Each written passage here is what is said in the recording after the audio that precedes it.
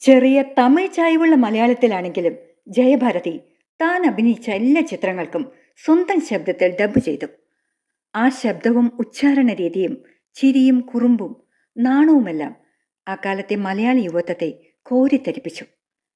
ഒരേ കാലത്ത് നായികയായും പ്രതിനായികയായും ദേവതയായും രതിരൂപിണിയായും ക്ലാസിക്കൽ ഡാൻസറായും കാബര നർത്തകിയായും പതിവ്രതയായും കളങ്കിതയായും ഒരേ ഉശിരോടെയും ഉണർവോടെയും അഭിനയിച്ചു. പ്രതിച്ഛായ നഷ്ടപ്പെടുമോ എന്ന് ഭയന്നില്ല. തിരക്കോട് തിരക്ക് തന്നെയായിരുന്നു. ജയഭാരതി തിരശ്ശീലയിലെത്തിയാൽ പിന്നെ ഒരു ആർപ്പുവിളിയാണ് തിയേറ്ററിൽ. അക്കാലത്തെ ആണുങ്ങളുടെ ഹൃദയമിടിപ്പായിരുന്ന നായിക. ഗാനരംഗങ്ങളിലെ ജയഭാരതിയെ ശ്രദ്ധിച്ചിരിക്കുന്നത് തന്നെ ഗംഭീരമായൊരു കാഴ്ചാനുഭവമാണ്.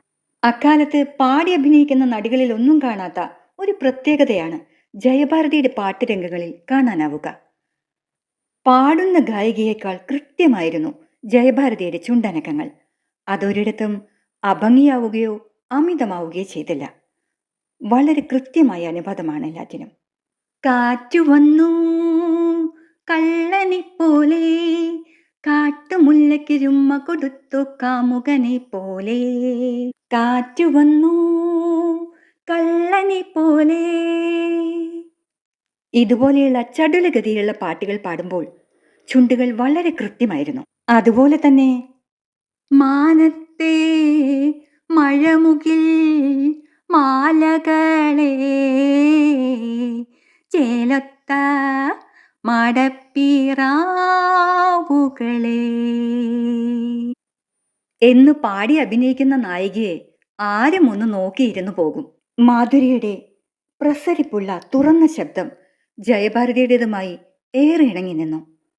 അതിനൊരു അടക്കമില്ലായ്മയുടെ അഴകുണ്ട്. ഷീലയ്ക്ക് സുശീല, ശാരദയ്ക്ക് ജാനകി, ജയഭാരതിക്ക് മാധുരി. എന്തൊരു ചേർച്ചയായിരുന്നു!